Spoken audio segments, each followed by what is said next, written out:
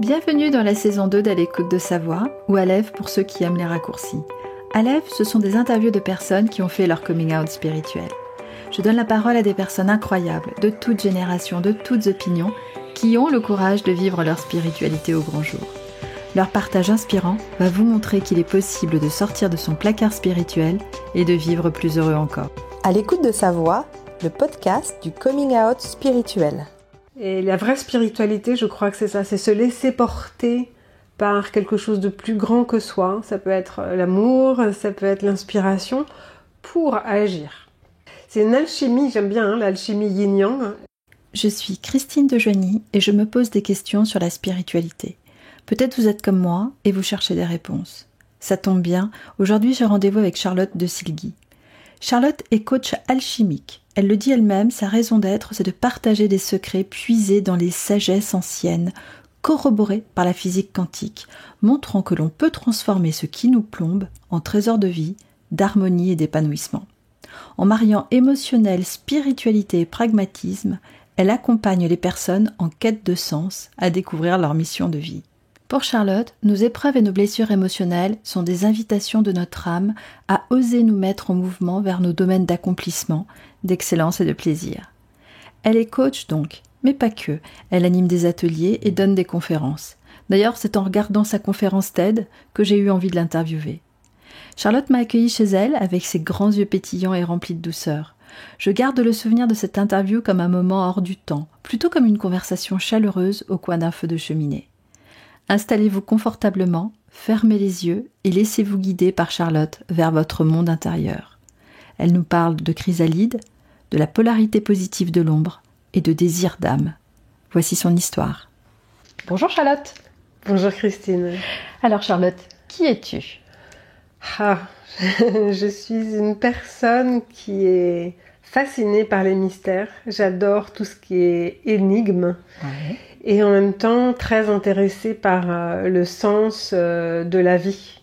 Ça a été vraiment, je crois que c'est une de mes caractéristiques, trouver du sens à tout ce qui arrive, et donc je le cherche. Parfois c'est un peu tiré par les cheveux, mais j'ai besoin de trouver une utilité et un sens aux choses. Et donc quand on couple avec les mystères, j'ai envie de trouver du sens dans les mystères. J'ai vraiment envie, en fait, c'est ça qui m'anime, c'est de transmettre d'une façon simple les mystères sacrés de l'univers. Qu'est-ce que peu de personnes savent sur toi ? Depuis que je suis toute petite, j'ai envie d'être danseuse étoile. Ouais. Et aujourd'hui, je me surprends parfois quand je regarde des documentaires ou des films à la télé, quand une personne danse, vraiment de haut niveau, j'ai mon corps qui se met à bouger comme si c'était moi qui faisais pareil.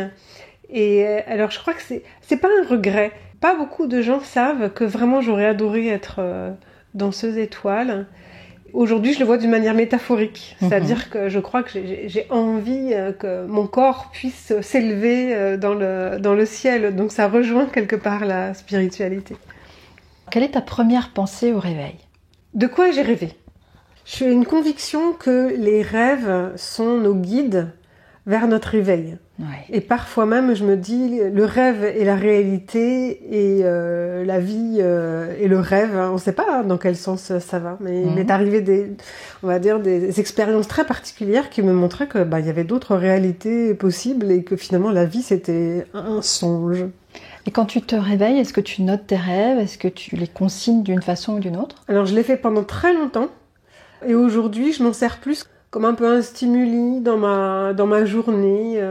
Cette atmosphère-là, ça me rappelle. Et souvent, il y a des corrélations entre ce qui m'arrive dans la journée et ce dont je me souviens de mes rêves.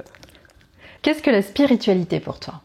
Je crois que c'est le fait d'être connecté à quelque chose de plus grand que soi, et en partie visible et en partie invisible. Je crois que la vraie spiritualité, telle que je l'ai comprise dans ma tête et dans mon cœur, c'est cette alchimie entre le monde du sensible invisible et le monde du matériel qui est plus tangible donc, et qui est visible.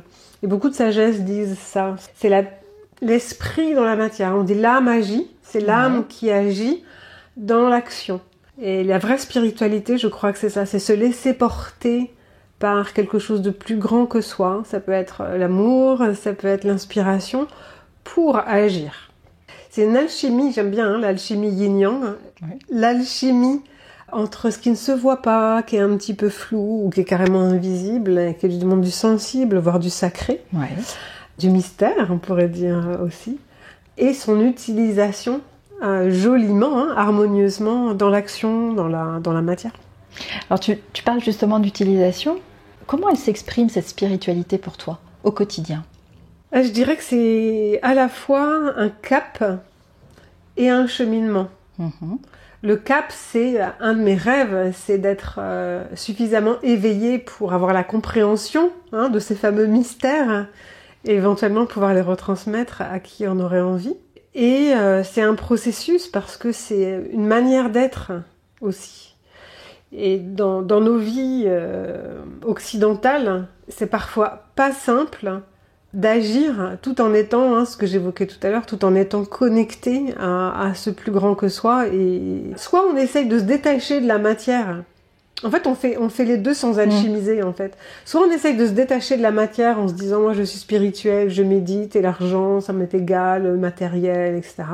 Et donc, là où on est dans le yin, en fait, on est dans quelque part de très subtil et dans l'esprit. Soit on est très matériel, très matérialiste, très superficiel, très dans l'action, dans le faire, sans se préoccuper des émotions ou du monde sensible. Et je pense que les deux sont parcellaires et que le but du jeu, c'est d'alchimiser les deux, d'être à la fois dans l'esprit et dans la matière. Et c'est vrai aussi sur le résultat et le processus, c'est-à-dire d'être centré sur un cap, une inspiration, une élévation, et essayer de le faire au quotidien, bien que dans la vraie vie, quand on prend sa voiture, quand on fait la queue dans une grande surface, on pense pas forcément à la chose spirituelle. Donc, une des aspirations, c'est vraiment d'incorporer au quotidien, dans toutes les petites choses, y compris quand on fait la vaisselle, parce qu'on peut très bien savourer avec ses doigts l'eau, la substance du liquide, etc. Alors là, vous ne voyez pas Charlotte, mais comme elle s'exprime beaucoup avec ses mains, alors quand elle parle d'incorporer, elle fait vraiment le geste vers elle. Quand elle parle de savourer, vraiment, parfois je me demande si je vais pas faire un podcast vidéo aussi, parce que c'était très très très évocateur. Concrètement, aujourd'hui, dans ce que tu fais, dans ton business, comment elle s'exprime ? Dans mon business, dans mon activité ? Dans ton activité, business. Alors, il y a deux aspects, parce qu'en fait, on va dire que j'ai deux business différents. L'un, c'est plutôt du coaching de vie, l'autre, c'est plutôt du coaching pro. D'accord. Dans le coaching de vie, c'est très important pour moi de tout ramener à la chose spirituelle, et je dirais même au désir d'âme. Moi, j'aime bien synthétiser toutes les découvertes que j'ai faites dans les sagesses anciennes par cette citation de Pierre Taillard du Chardin. Nous ne sommes pas des êtres humains vivant une aventure spirituelle, mais nous sommes des êtres spirituels vivant des aventures humaines. Et quand on reconnecte nos valeurs, nos envies avec ce désir d'âme, il se passe des choses quand on prend un peu de hauteur. Donc dans les coachings de vie, j'incorpore ça presque à chaque seconde, pas tout à fait, mais parce qu'il y a des choses qui sont apportées qui sont très dans le quotidien. Mais justement, l'idée, c'est de les relier au désir d'âme et à ce qu'on est venu éprouver et mettre en œuvre dans la vie. Dans mes accompagnements professionnels, c'est un peu plus délicat d'apporter ça d'entrée de jeu. Donc c'est beaucoup plus progressif. D'accord. Parce que c'est un sujet qui est un petit peu tabou, même si ça change beaucoup. D'ailleurs, alors là, je viens de quitter l'entreprise dans laquelle je travaillais à temps partiel, parce que j'avais deux activités, une d'accompagnante et une dans le domaine de l'écologie dans un grand groupe industriel, avec des ingénieurs vraiment très brillants et très pointus, très dans la matière justement. Et j'ai vraiment eu beaucoup de plaisir il y a 3 ans à initier des séances de méditation pour eux. Et donc, ça a pris progressivement et j'ai vraiment été très heureusement surprise de voir que les gens s'ouvraient dans le monde de l'entreprise progressivement à ça. Alors, c'est pas tout facile, c'est parfois un peu compliqué sur le plan administratif. On m'a demandé à plusieurs reprises, mais comment on s'assure que il n'y a pas de risque pour la sécurité, pour la santé, quel diplôme vous avez, etc. La responsabilité du directeur est engagée si quelqu'un fait une syncope pendant la méditation. Ils étaient très branchés là-dessus, ce qui est normal pour une entreprise. Donc, c'était difficile d'allier là l'aspect hyper cartésien, hyper juridique. Dans la méditation, on n'a pas du tout envie d'associer ces choses-là. Mais ça fait partie de l'alchimie de la matière et de l'esprit. Justement, quand tu as décidé d'intégrer de façon très assumée ce côté spirituel. Comment ça s'est passé ? Il y a plusieurs ingrédients dans ma vie, parce que j'ai commencé mon chemin spirituel très tôt. Ouais. Très très tôt, je pense, j'avais 6 ans. Quand j'ai commencé à me poser les premières questions sur le sens de la vie et qu'est-ce qu'il y a au-delà de la vie et tout ça. Et je me souviens très précisément d'un fait à 6 ans, je ne vais pas rentrer dans les détails parce que ça n'a pas d'importance. Il y a eu un élément déclencheur en 2004, donc on va dire que j'étais déjà en chemin concrètement dans les années 93, quand j'avais 25 ans, suite à l'assassinat d'un de mes amis, où je me suis posé beaucoup de questions parce que je l'ai entendu en fait au moment de sa mort, à distance. Et puis moi-même, 10 ans plus tard, j'ai été victime d'une tentative d'assassinat. Donc c'est assez interpellant. Et cet épisode qui a été assez compliqué sur le moment, on peut l'imaginer, c'était vraiment terrorisant. Ça m'a en même temps connectée pendant ce moment-là. J'étais connectée à plus grand que moi. J'ai bénéficié d'une guidance du monde invisible. Et je crois que c'est ça qui m'a sauvée. D'une part parce que j'ai été aidée et d'autre part parce que ça a décontenancé mon agresseur parce que j'étais en espèce de transe en fait. D'accord. J'étais en transe mystique. Ouais. Dans un silence et une extase. Donc ça a été un catalyseur parce que du coup, c'est ce qui m'a propulsée sur un chemin d'écriture, puis sur un chemin d'accompagnant avec toujours cet éveil spirituel en toile de fond pour comprendre d'où on vient et ce qu'on est venu expérimenter sur cette terre. Et comment ton entourage a réagi à ce coming out, à la façon dont tu avais de plus en plus l'exprimer? Alors, en fait, je reviens un peu sur la question précédente parce que ça s'est fait très progressivement quand même. En fait, je suis quelqu'un qui... Les gens trouvent ça bizarre aujourd'hui quand je le dis, mais avait très très peur de prendre la parole en public.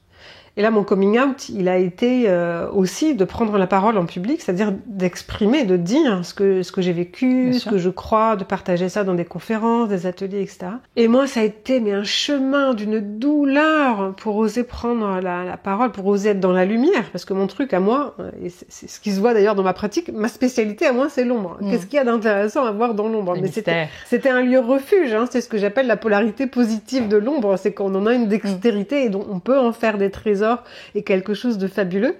Et du coup, moi j'avais la peur d'aller dans ma quête, qui est celle de la lumière, avec l'envie d'y aller, l'envie d'être en pleine lumière, forcément, si j'étais dans l'ombre. Et en même temps, la terreur, parce que c'était pas coutumier, donc c'était une zone inconnue, une zone d'ombre, bizarrement, la lumière. Et donc ça a été un long travail, je dirais que ça a pris... j'ai dû commencer dans les années 99, 2000, à peu près. Et je suis toujours pas complètement à l'aise, mais voilà, donc ça a pris une bonne vingtaine d'années avant d'accueillir simplement le fait d'oser parler en public. Comment a vécu mon entourage ça? Ils étaient en fait dans la progression avec moi. D'accord. Et avec parfois des peurs, mais tu parles de choses qui sont quand même très étranges. Tu crois pas que tu pourrais y aller plus doucement? Et moi, j'avais l'impression d'aller déjà très doucement. Alors, pour être tout à fait honnête, parfois un peu d'agacement. Parce que j'ai aujourd'hui ce toc de tout raccrocher à la spiritualité systématiquement. Et parfois, on me dit, attends, quand il y a un embouteillage ou quand il y a un piano qui tombe sur la figure, attends, c'est pas de la spiritualité, c'est un fait. Donc, on va pas chercher le midi à 14h, quel est le sens de tout ça? Et pourtant, moi, c'est ce qui m'anime. Donc, j'essaye de ménager la chèvre et le chou, de vivre les choses sans forcément bassiner mon entourage avec ça à chaque minute. Et notamment mon entourage familial propre. Enfin, très, très, très proche, je veux dire. Quelles sont les peurs que tu as su dépasser pendant ton coming out spirituel, même s'il a été très très progressif pendant ces 20 dernières années? La peur de la lumière, en fait, ça paraît bizarre de dire ça, mais on dit souvent qu'on a peur de l'échec, qu'on a peur des choses négatives, etc. D'échouer, de tomber. Et quand on creuse un peu, pour beaucoup de personnes, c'est la peur de réussir. Qu'est-ce qui va se passer si je réussis? Et donc moi, mon truc, bizarrement, je me rends compte aujourd'hui que une de mes grandes peurs, je l'ai évoquée à l'instant, c'était la peur de la lumière, la peur d'être en lumière. Et c'est logique par rapport à mon vécu où il y a eu des choses qui ont dû être cachées pour des raisons de sécurité et pour plein de raisons. Donc il y avait ça, la peur de la lumière. Aussi, il y a la peur de l'inconnu. qu'est-ce qui va se passer si je sors de ma zone de confort Voilà, donc ça, je pense que je l'ai bien dépassé. J'adore l'inconnu, j'adore les mystères. On a souvent peur, comme disait Carl Gustav Jung, on a souvent peur de ce qu'on désire. Et derrière la peur, souvent, il y a un désir caché.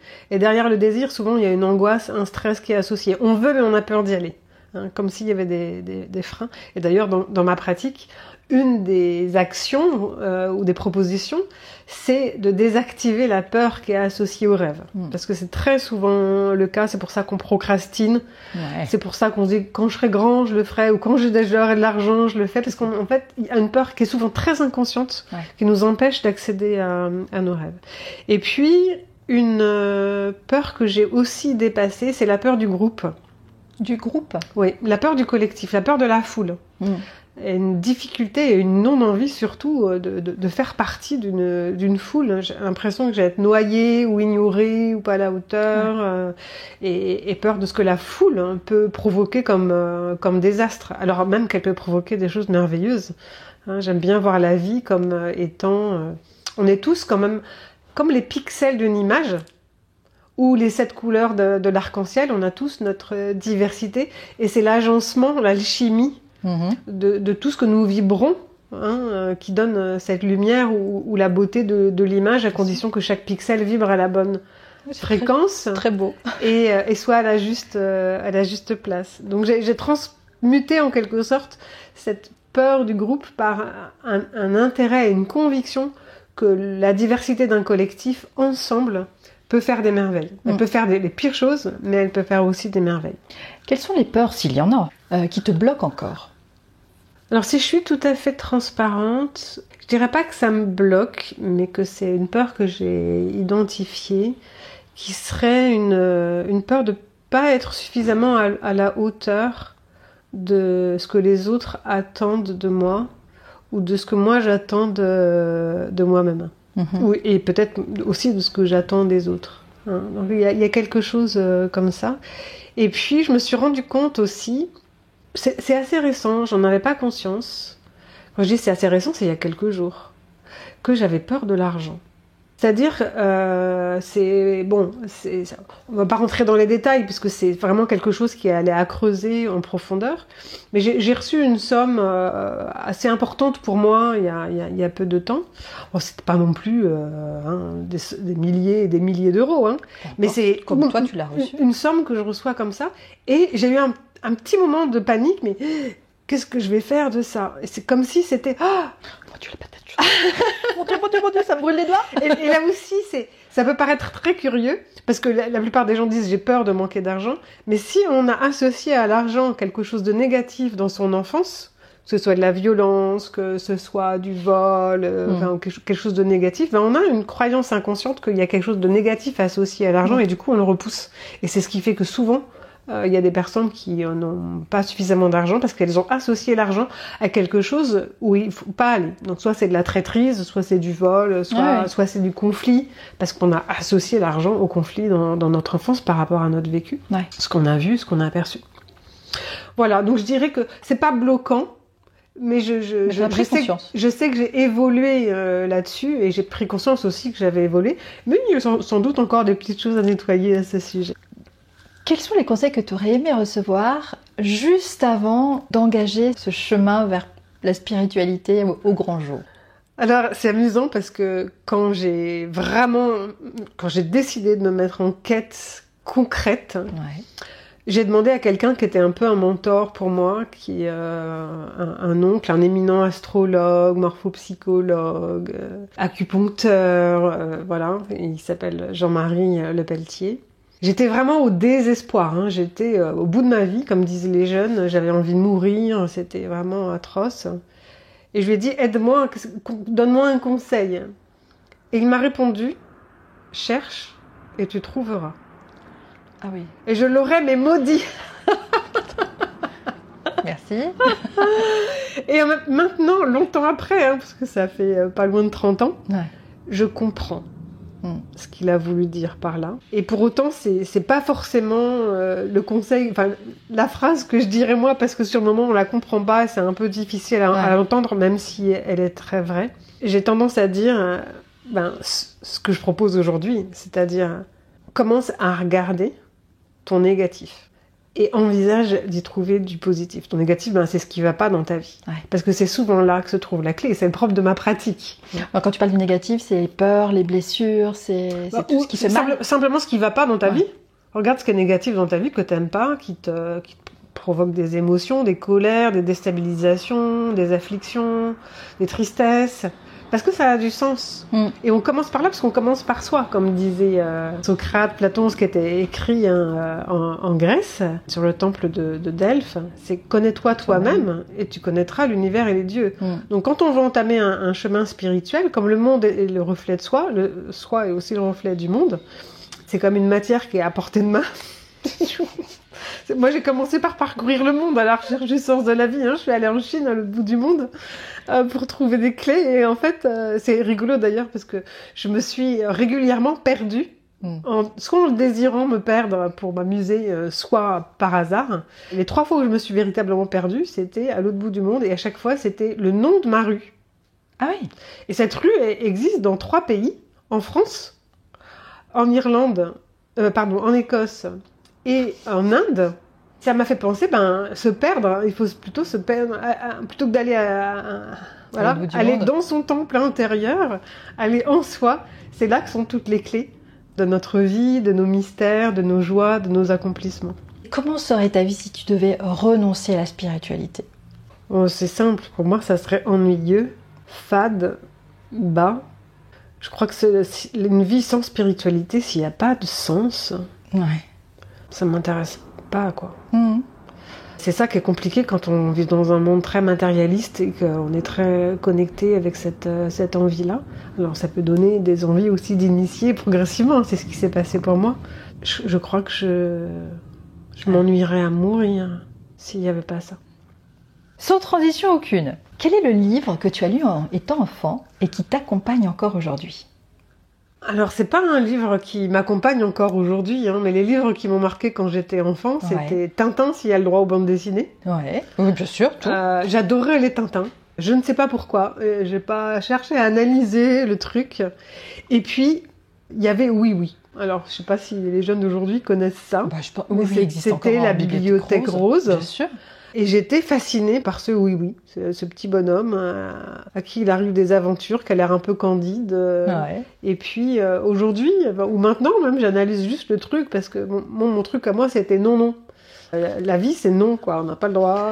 C'est non à soi, non au plaisir, voilà. Aujourd'hui, je travaille à l'affirmation de soi, donc c'est quand même rigolo. Mais je viens juste de faire, au moment où tu me poses la question, là, je viens juste de me rendre compte de ça. Sinon, aujourd'hui, un livre que j'ai lu il y a très longtemps et qui m'accompagne aujourd'hui, alors j'étais pas enfant, j'étais post-ado, je devais avoir peut-être 25 ans, c'est Dialogue avec l'ange, de Gita Malache, qui a été assez marquant et dans lequel j'ai puisé un certain nombre de choses dans ma vie spirituelle, justement. Quelles sont les 3 personnes que tu aimerais rencontrer au cours de ta vie ? C'est difficile parce qu'en fait, je crois que les 3 personnes que j'aurais aimé rencontrer sont parties déjà. C'est des gens comme Jules Verne, Léonard de Vinci ou même Victor Hugo, c'est-à-dire des gens qui sont pour moi assez complets, à la fois dans la science, dans la littérature, dans l'astrologie pour certains, dans l'art. Il y a encore cette histoire de mystère. Oui, il y a quelque chose de ça. Et sinon, de façon plus prosaïque, aujourd'hui, vraiment, je serais enchantée de rencontrer un grand sage indien, un grand chaman indien. Dans le même registre, ça me ferait plaisir de rencontrer Mathieu Ricard. Et puis Boris Cyrulnik. Parce que je trouve que c'est un personnage très inspirant et ma pratique est parallèle à la sienne. Il y a quelque chose de la résilience dans ce que je propose. En fait, quand j'étais petite, en partie, je voulais être neuropsychiatre. Et il est neuropsychiatre. Moi, j'ai pas pu pour différentes raisons. Et j'ai une fascination pour ces êtres érudits qui ont une grande science et qui, en même temps, sont dans le domaine du sensible, de l'émotion. C'est encore une alchimie du yin et du yang, la science et la conscience. Tout à fait. Le métier que tu rêvais de faire quand tu étais enfant, donc c'était neuropsychiatre, est-ce qu'il y en a un autre ? Oui, en fait, j'ai été prise de passion pour Arun Taziev et la vulcanologie.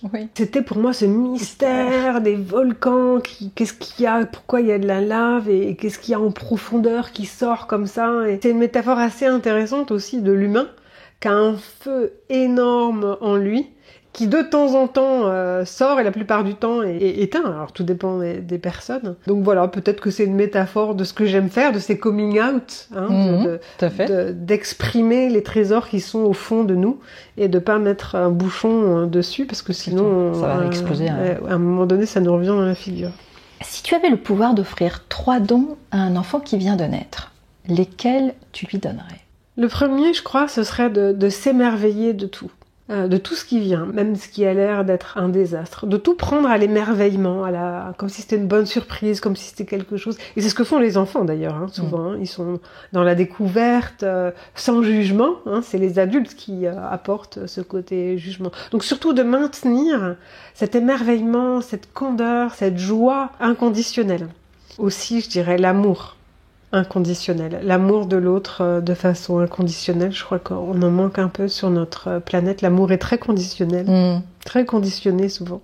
Et puis un don un peu utopique, mais je pense que ça arrivera un jour et il y a certains sages qui, paraît-il, le font, c'est la téléportation. Alors moi j'aurais adoré de me téléporter. Physiquement, parce qu'en le rêve, en songe, en pensée, on peut se téléporter très facilement. Et la physique quantique montre que techniquement, c'est possible.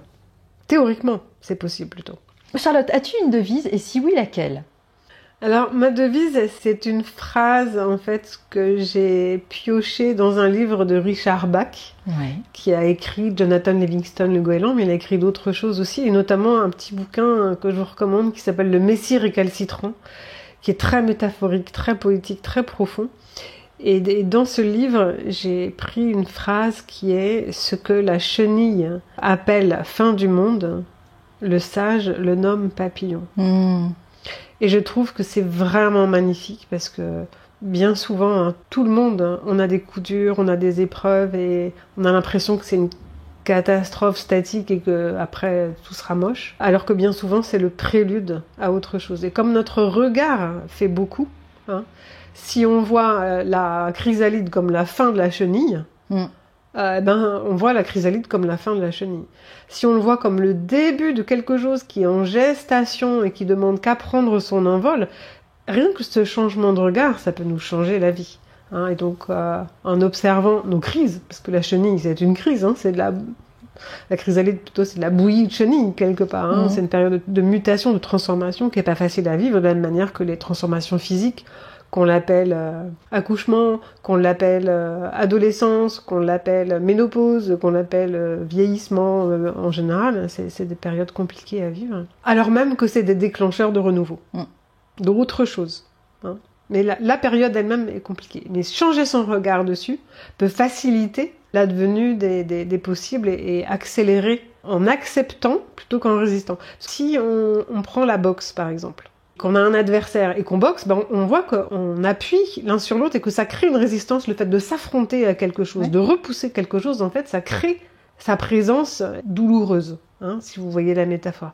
Alors que dans l'art taoïste, dans l'art, on va dire, plus oriental, on est plus dans le kung-fu. C'est-à-dire que quand il y a une énergie adverse qui arrive, on l'accueille, on la prend, on la repousse pas, on la prend et on en fait une puissance. Et c'est aussi ça que ça veut dire. Si on accueille les éléments désagréables, parce que de toute façon, pour beaucoup d'entre eux, on n'y peut rien, on n'a pas prise sur eux. Bien sûr.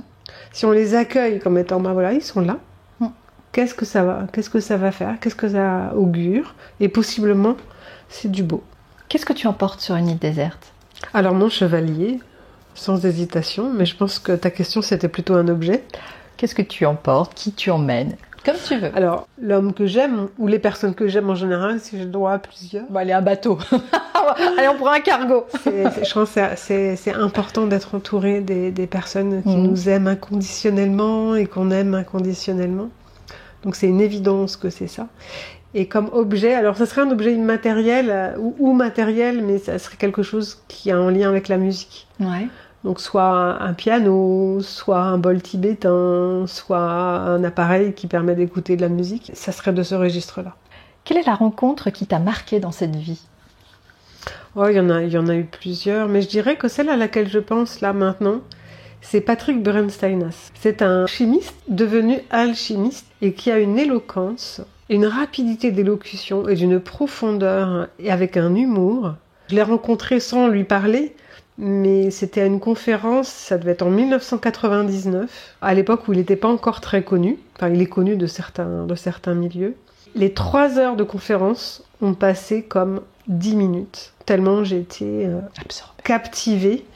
Et ça a été une guidance pour moi, et j'adore, c'est la langue des oiseaux, c'est une vision de la vie très, très positive, avec un travail sur soi, pour que le travail à l'extérieur de soi se voit. Et c'est un peu ça la pierre philosophale en fait. C'est un prétexte, on le voit d'une manière très concrète et pragmatique, et paraît-il, puisqu'il y a des témoignages en ce sens, ça peut se faire, c'est-à-dire qu'on peut transmuter du plomb en or. Mais pour le faire, il y a nécessité, et ça on rejoint la physique quantique, il y a nécessité que le même travail se fasse à l'intérieur de soi. Et c'est ce que j'aime faire moi.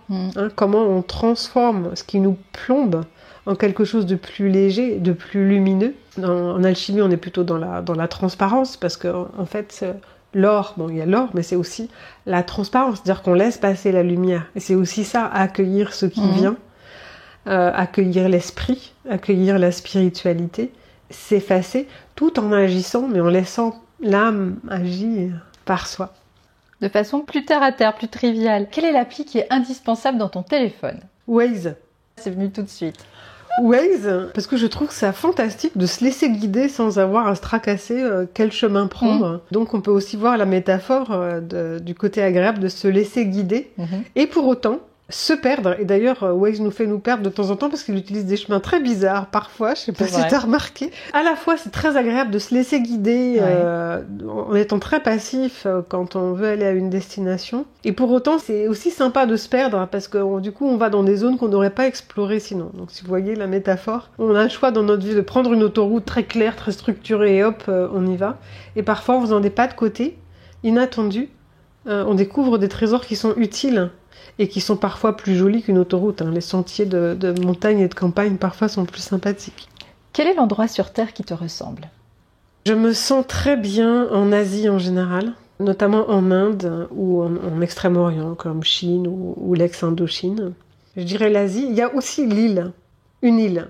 Une île. J'ai cru que c'était la ville de Lille. Non, pas la ville de Lille, mais une île. Une île. Je me sens très bien sur les îles. Quelle est ta série télé préférée si tu regardes la télévision ? Alors, je regarde pas trop la télé. En revanche, il m'arrive occasionnellement de regarder des séries. Et j'ai remarqué que celles que j'aimais et celles par lesquelles j'étais vraiment attirée régulièrement, c'était quand il y avait du voyage dans le temps. Donc il y en a quelques-unes.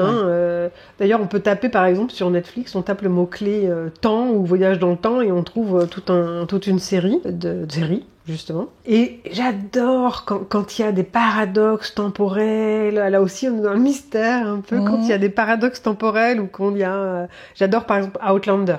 Ouais. Quand il y a une médecin qui arrive avec la pénicilline au XVIIe ou au XVIIIe siècle, qui se fait prendre pour une sorcière, j'adore. Après les voyages téléportés, les voyages dans le temps, les voyages oniriques, tout à fait. De quoi es-tu reconnaissante ? À quoi ou à qui as-tu envie de dire merci aujourd'hui ? J'ai envie de dire merci à 2 types de personnes. Il y a tous mes proches qui m'aiment inconditionnellement et qui m'aident à leur manière. Et puis, il y a aussi ceux qui m'ont blessée. Parce que même si sur le moment, ou qui m'ont fait du mal. 1, ils en avaient pas forcément conscience, pour certains. Et 2, c'est ceux qui m'ont fait le plus avancer. Les plus grandes douleurs que j'ai ressenties, c'est ce qui m'a permis justement d'aller dans ces investigations, dans ces quêtes, mais pourquoi j'ai mal, et pourquoi j'ai ça, et pourquoi ça m'arrive, et de comprendre en quoi c'était signifiant sur mon chemin de vie par rapport à ce que je rayonnais moi-même de mes blessures anciennes. Et c'est ça, la prière Ho'oponopono, c'est remercier ses ennemis ou ceux qui nous font du mal, parce qu'ils sont des indicateurs de blessures qu'on a au fond de soi et qui sont pas encore prises en considération, soignées et transmutées dans leur versant lumineux. Donc voilà, ceux que j'aime, qui m'aiment, et ceux qui t'ont blessé ou qui m'aiment pas. L'entretien touche à sa fin, j'allais dire malheureusement, parce que je sens qu'il y aurait encore tellement de choses à approfondir, mais quel conseil tu aurais envie de donner aux personnes, tu sais, qui sont dans leur placard spirituel, qui pensent qu'il y a quelque chose de plus grand qu'elles ? En tant que coach, il me tient à cœur que les personnes trouvent elles-mêmes leur potentialité et je suis là pour les guider du mieux que je peux.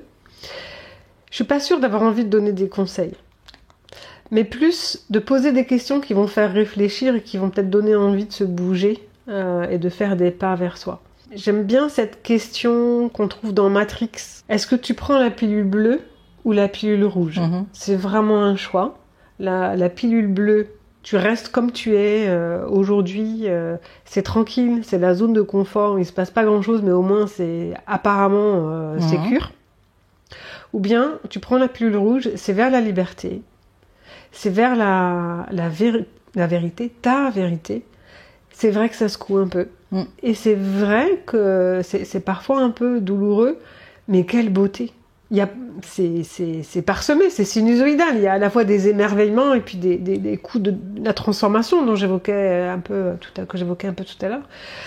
Mais ça vaut vraiment la peine, quoi. Mais par contre, on a vraiment le choix. Si on n'est pas prêt, on reste dans sa zone de confort et c'est ok. Mais c'est à chacun de répondre à cette question. Il y a des personnes qui ont besoin et envie de rester au moins un temps dans cette zone de confort parce qu'ils y sont pas prêts. Et la zone de confort, malheureusement, souvent, elle est associée à des choses un peu douloureuses, mais on met un chapeau dessus, on les occulte. C'est confortable. Voilà. On connaît. Donc, justement, l'aventure spirituelle, en tout cas celle que je l'ai comprise moi dans les sagesses, c'est le coup dur. C'est ça qui nous met en mouvement et c'est ça qui nous met en route pour être dans les héros. C'est le scénario de beaucoup de films. Ouais. Il y a une situation X où il y a en général un papa qui est fâché avec son petit garçon ou avec sa femme, etc. Il y a un cataclysme, un monstre, un je ne sais pas quoi, un Dark Vador qui arrive dans l'histoire. Et du coup, on se met en quête de résolution du problème et ça résout, on sauve son monde et on sauve le monde et on sauve son monde. C'est-à-dire qu'on devient le héros de soi-même quand on se met en quête de soi. Donc, cette question-là, qu'est-ce que tu choisis comme pilule, la bleue ou la rouge ? Et puis, c'est une question aussi que j'aime bien poser au début de mes accompagnements, c'est si tout était possible, mais vraiment tout, quel serait ton rêve ? Qu'est-ce que tu voudrais accomplir, sachant qu'il n'est pas question d'avoir des compétences, de l'argent, le temps, quoi que ce soit. C'est possible, ici, tout de suite, maintenant, qu'est-ce que tu voudrais faire, être, devenir ? Et là, cette question-là, elle peut permettre de déclencher aussi des choses parce que ça peut donner un cap. Et puis, j'ai une autre question aussi qui est qu'est-ce que tu aimerais, là si tu te projettes et que tu es sur ton lit de mort, que tu sais que tu vas mourir dans l'heure, qu'est-ce que tu voudrais ne pas avoir à regretter ? Alors ça peut paraître un peu morbide, mais ça peut aussi remettre les idées en place. Parce que le temps file, mine de rien, son petit bout de chemin, là. Puis on dit, oui, ça je le ferai demain, ça je le ferai demain, on procrastine, etc. Exact. Et finalement, le temps file, et puis on se retrouve dans notre lit de mort, et on dit, ah, si j'avais su, j'aurais bien fait le tour du monde. Ah, si j'avais su, j'aurais bien aimé faire du bénévolat pour aider, etc. Donc, ça rejoint la question quel est le rêve, quelque part. Ou même, quelle est la pilule que tu veux prendre. Est-ce que tu veux rester endormi ? Et c'est ok, il y a vraiment le choix. Ou est-ce que tu as envie de grandir, de bouger, d'aller vers toi-même ? Même si ça secoue un petit peu. Et ben, ça peut secouer. Mais le but du jeu, c'est bien d'aller vers soi et d'aller vers sa lumière. Donc ça vaut la peine de faire des efforts sur soi-même, d'accepter d'aller dans ces zones d'inconfort, dans l'inconnu. Parce que même si c'est parfois assez inconfortable, voir que ça secoue, c'est comme les films, quoi. Ça va vers la mine d'or, la mine d'or métaphorique. C'est vers soi, c'est vers sa lumière, ses trésors, ses domaines d'accomplissement. Et c'est bien ça qui va nous mettre en mouvement vers l'harmonie, la paisibilité et notre accomplissement. Donc ne pas avoir peur de ce qui secoue, parce que ça fait des jolies paillettes. Super. Je te remercie beaucoup, Charlotte, et je te dis à très bientôt. Avec plaisir. Merci beaucoup, Christine. Voilà, Aleph, c'est fini pour aujourd'hui. Pour retrouver toutes les informations et les coordonnées de mon invité, rendez-vous sur le site internet àlécoutedesavoix.fr. Et voix, c'est VOIE. Vous trouverez aussi toutes les ressources mentionnées dans cet épisode. J'espère que vous avez aimé ce que vous avez écouté. Si c'est le cas, vous pouvez soutenir le podcast en mettant un maximum d'étoiles sur Apple Podcast afin de faire grimper la visibilité d'À l'écoute de sa voix. C'est de cette manière que vous pouvez aider concrètement le podcast à monter dans le classement. Votre soutien est important, je compte sur vous. Parlez-en autour de vous, abonnez-vous sur votre appli de podcast préféré et même sur YouTube. Si vous souhaitez aller encore plus loin et accéder à ce que j'envoie aux membres de la communauté Alève, vous pouvez vous abonner gratuitement sur àlécoutedesavoix.fr. Vous pouvez découvrir aussi en avant-première la personnalité du prochain épisode sur le compte Instagram du podcast, àlécoutedesavoix.podcast ou sur Facebook. Merci beaucoup d'avoir écouté jusqu'au bout. Le podcast revient dans 2 semaines. D'ici là, prenez soin de vous.